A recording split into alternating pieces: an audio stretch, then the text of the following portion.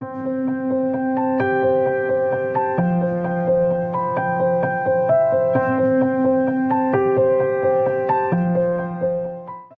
everyone, and welcome to Research Ethics Conversation Series, where we explore the challenges, questions, dilemmas, and values that guide us in making responsible research. I'm Hakan Ergül, Associate Professor of Media Studies at the Institute of Education, University College London, and my guest today is Dr. Michelle Cannon. Michelle is lecturer on MA Digital Media Education route at UCL Institute of Education, and she has a wealth of experience in creative media production in educational setting. And she's also leading the digital storytelling course at postgraduate level. So welcome, Michelle, and thank you so much for joining me in this podcast. Hello, Hakan. Pleased to be here. Thank you, and so happy to have you. Really, I'm looking forward to our conversation today. Could you give us, Michelle, a sense of your teaching and research, first of all, just to start with, and how you connect these two to each other? Sure. Yeah. Well, I research digital making mainly with children and young people. And my original research, my doctoral research, was around filmmaking and editing with primary school children and children in early secondary education. And this was in relation to new media literacies, as we used to call them, not so new anymore. This was an attempt to try to enlarge the idea of literacy so that it would encompass and include the audiovisual and multimodal media making. So on the basis that reading and writing, important as it is perhaps not enough in the world we live in anymore. So yes, it was about literacy and trying to expand what that means. Right. That's so interesting. Actually, I was just wondering whether, you had a sort of professional work experience before we doing similar kind of things at the schools and working with the children. And how did that transition look like for you? What were the challenges bringing that previous experience into the school setting? And what were the couple of sort of the dilemmas or like ethical issues that you come across, and how have you, gone about them? Well, I think when you're working with children in a school as what was called a creative media practitioner, I was given a lot of freedom because nobody really knew what that was. And at the time, it was about using iPads and uploading to the website. And I was running the website as well because I used to be a web designer. So it was tricky to negotiate the issues around the content that was going on the website. It was a bit of a Wild West territory, and we're talking in the kind of, I don't know, something like the late 2000s. And I did my doctorate around 2013, 14, around that time.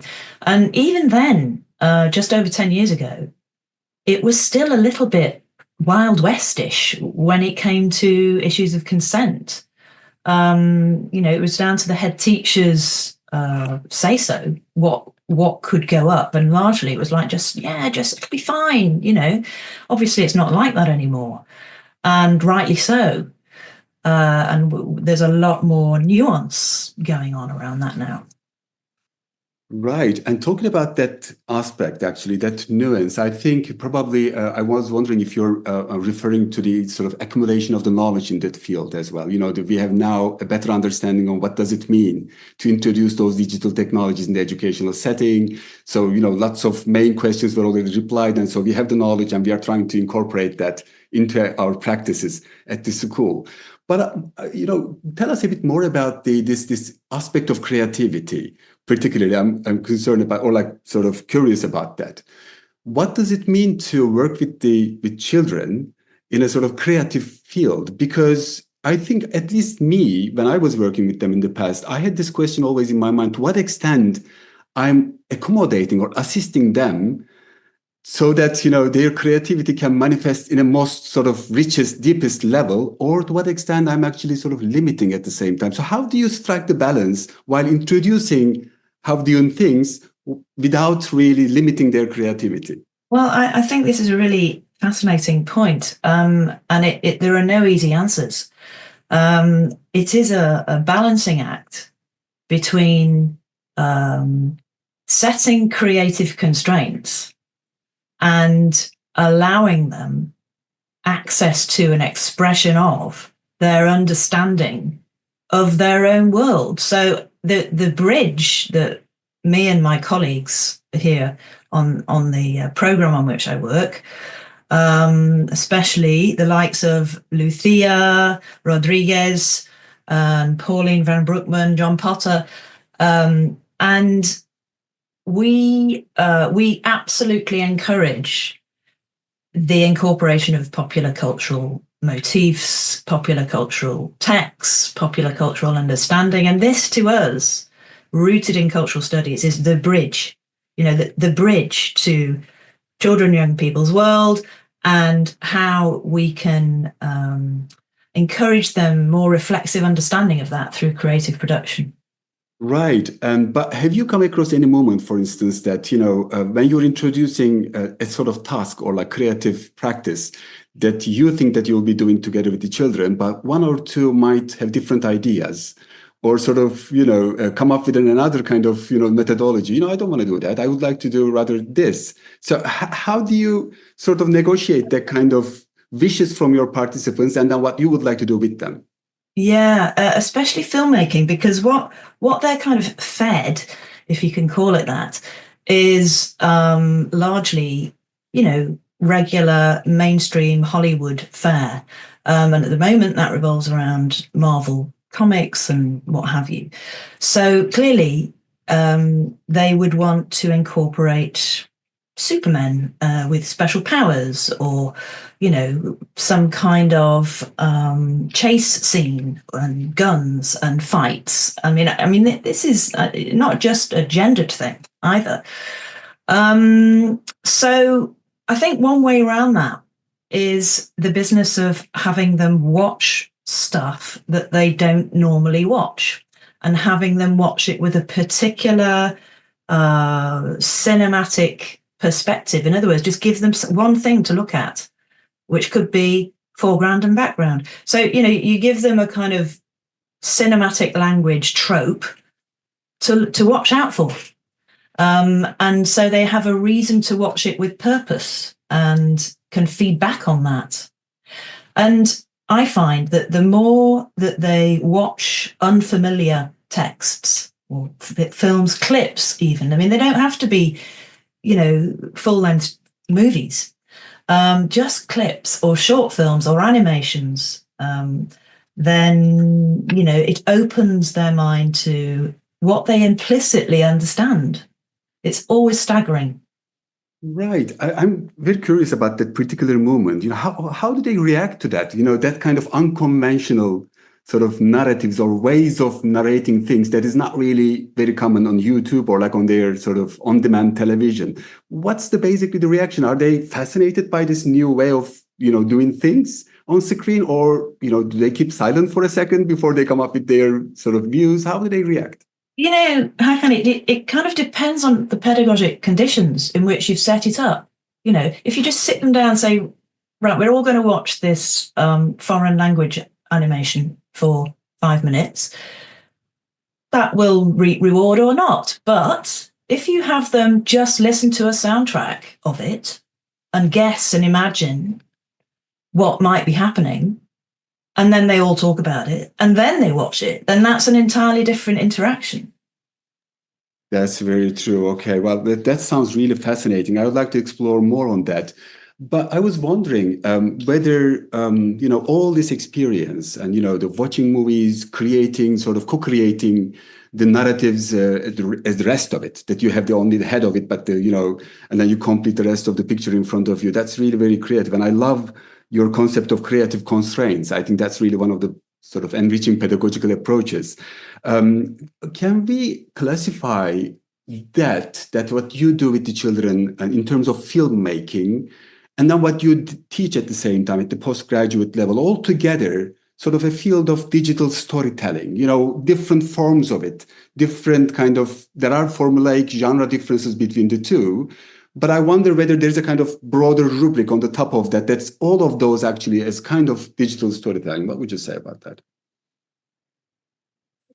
I've said this a few times in various capacities, but I largely use the similar creative exercises with primary school children as I do with MA students, because it's likely that the students, the learners you have in front of you, haven't done this kind of thing before.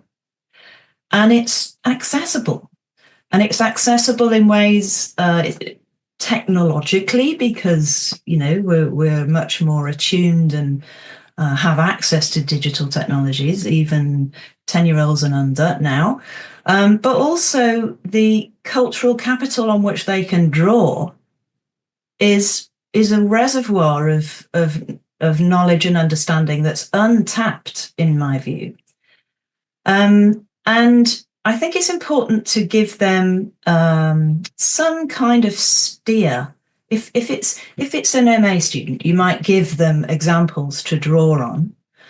If these are younger students in primary or early secondary or whatever, then you might give them films to watch, but also some kind of materials to work with. So that would come in, that would be part of the creative constraint, right? You must use these materials. For example, in the recent digital storytelling MA module, we had our students doing something called 2D digital animation on the theme of environmental collapse and the climate catastrophe, and how that might affect issues, ecological issues. And so we brought in, bits of flowers and grass and whatever else from our gardens, had them bring in some rubbish. And we said, right, each table, you've got to do something with that in response to this poem. So they each had a verse of poetry to illustrate. And that poetry, incidentally, was made in about 30 seconds with AI. Now that comes with its own ethical issues and all sorts of another conversation. But for our purposes, to get to have them think creatively and they had an hour to do this in, that was a really interesting, concise and pithy kind of creative exercise that could be done with children as well. I've done that with nursery rhymes, for example, with them. Right, wonderful. I'm going to come back to that cultural context, that I'm really curious about your view on that. But before that, let's talk a little bit about more this digital storytelling as a sort of quite a buzzword. It's quite a popular thing now. I mean, just when I started learning about digital storytelling, let's say 15 years or so ago, it was quite new. I needed to explain to people what I'm doing before I starting that, even the colleagues in the media studies field as well, because it was referring to a particular kind of movement, if you like, sort of activist kind of movement. People were producing digital stories in a workshop environment, tackling the issues of social inequalities, the gender sort of the issues and all kinds of societal issues, whatever that is relevant at the moment, migration, refugee crisis. So you name it, in order to sort of raise the voices of those that are, usually unheard. So that was a particular genre serving to that in that sense. But now, fast forward today, after 15 years or so, when I say digital storytelling, we don't have that consensus anymore. What do you think about that? Everybody understands it in a different way, because probably what you were referring to in terms of popular culture. What's your view on that? Well, digital storytelling, isn't it just storytelling? I mean, it gets back to what I was saying before about the business of new media literacies. It's just literacy. Arguably, yes, there's media literacy, but there's all sorts of literacies. But for me, it's just literacy. For me, it's just storytelling, which I think in people's embrace of storytelling, I'm not sure that the word digital is that useful anymore in this post-digital paradigm in which we're living. So maybe it has just somehow lost its meaning, because everyone can do it. It's something that perhaps needs a little bit more diversification. I'm opting to kind of move back and just say, yes, the umbrella is storytelling, and let's have lots of diversification within that, one of which is multimodal or polymedial, which is another word I came across just the other day. And it's part and parcel of this, I think, move towards embracing media as a valid form of expression for children and young people. It's just a bit of a shame that it's not being embraced in curricula. Right. And talking about the sort of, the producers or like the students are expressing their own, experiences, their thoughts, the views. Still, when I hear about the storytelling, there is this sort of core or essence of it that sounds to me, at least, kind of intimate. That is different than sort of post-produced sort of cinematic or like filmic genres that we used to seeing on the screen, for instance. There is something amateur into that. There is something more personal, if you like. Absolutely. And I think that's part of the post-digital, what I would count as one of the characteristics of post-digitality is that personal investment. And this, of course, brings along with it a whole host of ethical considerations. The more you invite the personal, the more you invite ethical implications and a whole load of conversations that need to go on around that before indeed you embark on any kind of research or indeed teaching.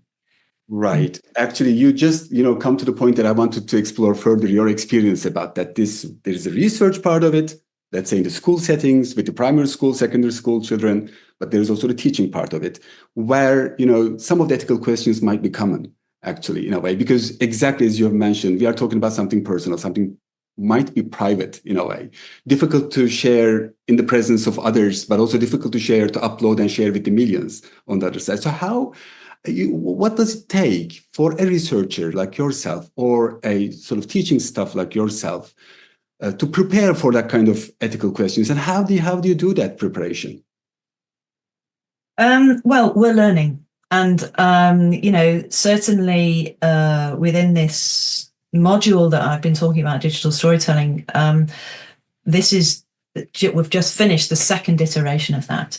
And it's becoming more and more apparent to our team, I think, that we have to put time and effort into the levels of consent, the kind of granularity of that consent form in order to be able to show their material wherever we like. I don't think it's enough now just to say, oh, tick this box if you're okay with us showing your movie in conferences or in educational settings. Because the likelihood is, as indeed we were talking about prior to this discussion, some of the materials might stretch beyond those boundaries, and there needs to be some kind of attention given to the duration of this consent, options for going back to the said participant, and many more boxes to tick or not tick with reference to their consent to how this material might be used in another 10, 20 years' time. I had there was a particular occasion in a recent research project, which is the Play Observatory research project, which looked at instances of play during the pandemic. There's a lot I could say about this. It was run by a very small team of people, some people from Sheffield University, and led by John Potter. And we invited many uploads of data which instantiated children's play during the pandemic in all sorts of formats. There was a minefield of ethical implications around this, which would probably entail a whole other conversation in and of itself. But one particular ethical dilemma or an ethical issue that I came across that I was dealing with was with a family whose son uploaded a film, and which was a fantastic film called Park Police, which involved this young 10-year-old filmmaker filming his toddler sister pretending to be a policeman in a park, policing the picnics. And it was hilarious, I have to say. But their mother, the mother of these two children, was particularly concerned about the toddler's rights, in years to come, and how would she feel about this film being, everywhere. It's not everywhere at the moment, I have to say, but still, it's out there. And who really can police those borders of the texts that are uploaded in particular places? If we show it in a conference, which is what we did, and indeed the young filmmaker introduced it and contributed to this seminar, then it's kind of out there. There's not much we can do about that. So we did what we could, and just to get back to your issue is what can be done. I just think the time and effort and care and attention that you take to ethics, especially with children, is in direct proportion with the richness of what it's possible to gain from the process. So after many emails, much toing and froing, it was agreed that we could use this material. So yeah, I mean, it really is about how much care, time, and attention you put into those early processes, which is no longer just tick that box and it's all fine, Right. I mean, actually, this is fascinating, really. It brings me back to the main insight in terms of, how we understand ethics in our research context as a sort of integral to the research. It's not something that you do start before the sort of research, you start your fieldwork and tick box, as you said, and then you go ahead and forget about all these questions before, but it's a dynamic thing. Yeah, it's ongoing. Yeah. Exactly. Just like the consent itself. I mean, somebody might be giving you the consent at the beginning, but the things might change.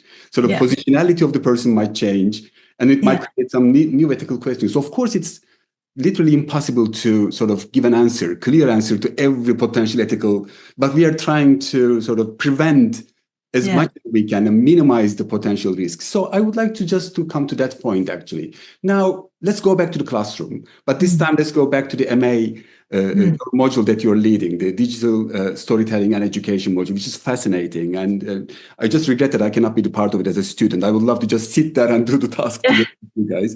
But I'm thinking that, we have a quite sort of diverse cohort in a way that people are coming all different parts of the world in a way. And their understanding of sort of to what extent they are free to say things might differ from one to another in a way individually, but also in terms of the cultural context, the society that they come from. Even if, for instance, I'm just imagining a student giving a consent for the things that he or she shared in the classroom with the digital storytelling might sort of have some implications later on at the same time. To what extent this is creating a constraint in terms of the students' creativity, and how are you tackling that in the classroom? Okay. Just one small thing before I answer that is that I co-lead the module with Lucio Rodriguez. So just to sort that out.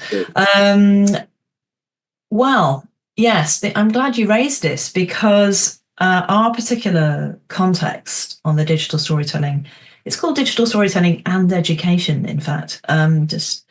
We must remember this.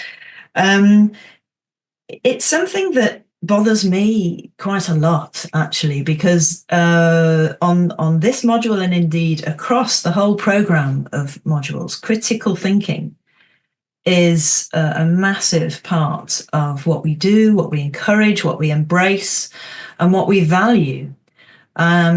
critiquing the status quo, exploding assumptions, not taking the common sense as, what can never change. This is a huge part of what we do. And the idea of creating stories that are critical could be problematic for certain students. And we're aware of this. It doesn't stop us continuing to our kind of mission to hone critical thinking, but we have to be mindful of there's sometimes what should we say, they can be compromised even if they were to actually talk about it, never mind inscribe in media the stories that might be in their heads. So what we try and do is give them options to, in terms of classroom practice, what we do is we use Mentimeter a lot, which is anonymous commentary.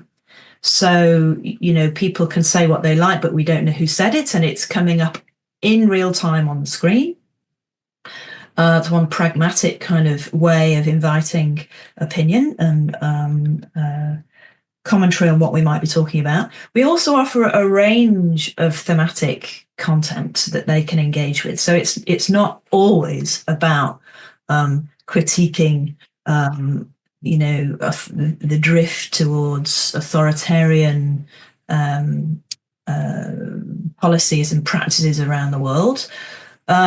It's all, you can probably nearly always get back to that, but we kind of offer a range of different themes that they can grapple with. And we actually say to them, you choose a social issue that is of value to you. It doesn't necessarily need to be something that we've been concentrating on in this module. What we have been concentrating on is LGBTQ issues, gender discrimination, the climate catastrophe, environmental concerns, ecological breakdown, and then bridging across to extractive practices, using the Earth's resources. I mean, these are the themes that we would like to have them think about, but we give them flexibility really on what they can actually talk about and feel comfortable talking about.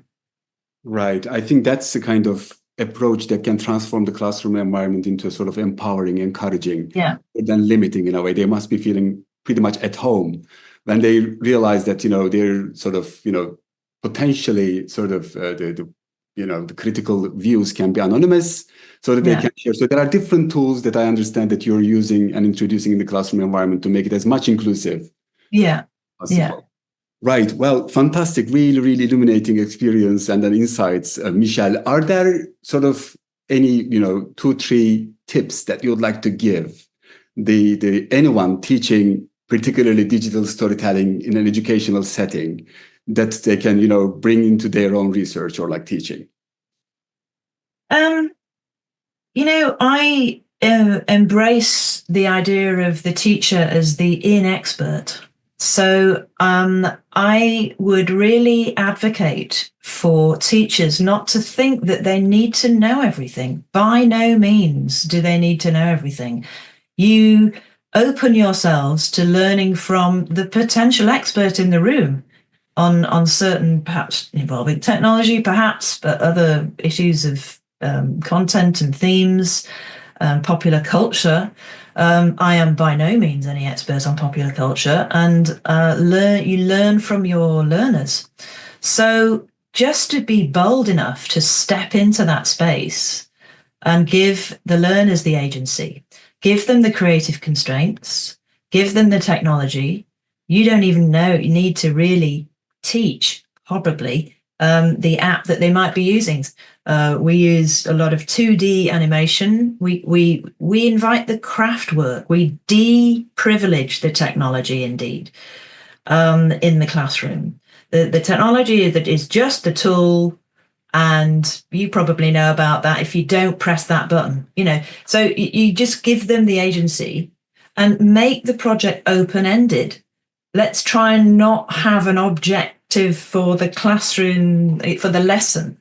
Let's say we don't really know what they're going to come up with, and we don't know how it's all going to be, and there's going to be a little bit of chaos, and that's fine. So yeah, embrace the certain amount of chaos. And it is a little bit of a balancing act, but it will reap rewards because that's what gives the learner the agency. Right. Well, that sounds like a fantastic journey to go together in a way, collaborate with your students in an equal level without knowing every single step that you might take. Yeah. But make it happen together in a way, in that environment. Well, that sounds fascinating. Michelle, thank you so much for your insights and experience that you shared with us. Okay. I really appreciate it. Thank you very much. And thanks everyone for watching, and hope to see you in the next episode in this research ethics conversation series. Thank you.